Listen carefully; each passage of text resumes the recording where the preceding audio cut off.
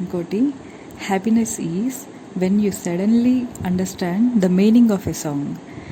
Okay, ఇది ఈ ఫీలింగ్కి importance ఏంటంటే, మామూలుగా పాటగా జస్ట్ మ్యూజిక్ కోసం వినినప్పుడు దాని మీద ఉండే ఇష్టం వేరు, పాటలోని అర్థం తెలిసి వినినప్పుడు దాని మీద ఉండే ఇష్టం వేరు. అది ఎంతంటే, పాట అర్థమైనప్పుడు దాని మీద ఒక రకమైన గౌరవం ఉంటుంది.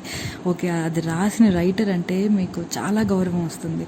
ఎంత బాగా దానిలో అంటే వాళ్ళ ఫీల్ ఉంటుంది కదా, వాళ్ళు ఇంత అందంగా ఆలోచించగలరా, కవిత్వం, వాళ్ళకి దానిలో కవిత్వం పెడతారు కదా, ఇంత బాగా కవిత్వాన్ని అల్లగలరా అని అనిపించినప్పుడు వాళ్ళ మీద చాలా గౌరవం వస్తుంది. అండ్ అలా మన తెలుగు పాటలు చాలా ఉన్నాయి. వాటి మీనింగ్ తెలిసినప్పుడు ఆ పాట మీద ఉండే ప్రేమ ఉంటుంది చూడండి, ఎంత హాయిని ఇస్తుందో కదా. ఆ పాట వింటూ ఆ అర్థాన్ని మళ్ళీ మనం గుర్తు తెచ్చుకుంటూ పాట పాడుతుంటే వచ్చే ఫీల్లో ఇది చాలా బాగుంటుంది. ఆ హ్యాపీనెస్సే వేరు. మనవి తెలుగు పాటలు అలాంటివి ఎన్ని పాటలు ఉన్నాయంటే, పాత పాటలు అయితే చాలా పాటలకి అర్థం అసలు చాలా మీనింగ్ ఉంటుంది. పాటలోనే వాళ్ళు ఒక మంచి ఐడియల్ లైఫ్ గురించి చెప్తారు, ప్రేమల గురించి చాలా బాగా చెప్తారు. అండ్ ఇప్పుడు కూడా చాలా పాటలు ఉన్నాయి. అండ్ అందులో పూర్తిగా తెలుగులో ఉండే పాటల్లో ఉండే అందం నాకు తెలిసి మిక్స్డ్, అంటే అన్ని లాంగ్వేజెస్ కలిపి వచ్చే దానిలో రాదు.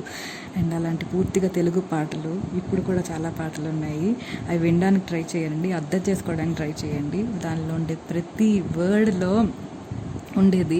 అండ్ వాళ్ళు పాటని ఎలా పెడుతున్నారు అనేది, అంటే అర్థం చేసుకోవటం మనకి 1-2 విధాలా తెలుసు. అంటే ఈ కవితలు రాసేవాళ్ళు లేదంటే పాటలు రాసేవాళ్ళు ఉంటారు కదా, రైటర్స్, వాటిని ఎన్ని రకాలుగా అర్థం చేసుకోవాలో కూడా వాళ్ళు చూపిస్తారు.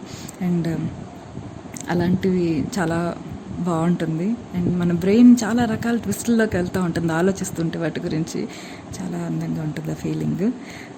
ఇంకోటి, discovering a great new song. ఈ ఫీలింగ్ చాలా బాగుంటుంది.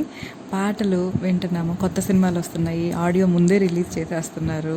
ఆడియో రిలీజ్ అప్పుడు మనం వినేస్తాం ఖచ్చితంగా. మనకి ఇష్టమైన మూవీ అనుకోండి, ఇష్టమైన హీరోయిన్ ఉన్నారు, లేదంటే ఇష్టమైన డైరెక్టర్ తీసిన సినిమా, లేదంటే మనకి ఇష్టమైన సింగర్ రాసిన పాటలు, రైటర్ సింగర్ ఉన్నారు దానిలో. సో న్యాచురల్గా మనం ఆడియో కోసం వెయిట్ చేస్తాము. సాంగ్స్ రిలీజ్ చేయంగానే అర్జెంట్గా అన్ని పాటలు వినేస్తాము. దానిలో ఖచ్చితంగా 1-2 బాగా నచ్చుతాయి సాంగ్స్. అవి హార్ట్ని టచ్ చేసినట్టు అనిపిస్తాయి. భలే హ్యాపీ ఫీలింగ్ వస్తుంది. సినిమా చూడకుండానే ఆ సాంగ్ని వినేసామనే ఫీలింగ్ కూడా బాగుంటుంది. అండ్ ఈ పాటని సినిమాలో ఎలా చూపించుంటారు, ఏ సిచ్యుయేషన్లో ఈ పాటను రాసి ఉంటారు అని ఆలోచించినప్పుడు కూడా చాలా బాగా అనిపిస్తుంది. ఇంకోటి, వాచింగ్ వేవ్స్ క్రాషింగ్. ఓకే, ఇది చాలా అద్భుతమైన ఎక్స్పీరియన్స్. మనము బీచెస్కి వెళ్ళినప్పుడు బీచ్కి వెళ్ళకుండానే మనకు తెలుస్తుందండి ఇది. ఇంకా బీచ్కి వెళ్ళటానికి ఇంకా టైం పడుతుంది, ఇంకొక పావుగంట కాదేమో 10 నిమిషాలు ఉందనగా ఏమవుతుందంటే, మనకి ఆ వేవ్స్ క్రాష్ అయినప్పుడు చూడటం అని ఇచ్చారు, కానీ మనకి చెవికి వినపడుతుంది చూడండి ఆ సౌండ్, వచ్చి గుద్దుకున్నప్పుడు వచ్చే సౌండ్ ఎంత బాగుంటుంది.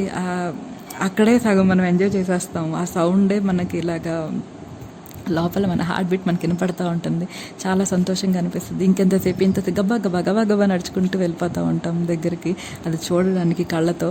ఆ సంతోషాన్ని చెవుతో విని ఎంత ఇదవుతామో, కళ్ళతో చూడటానికి అంతే వేగంగా వెళ్తాము.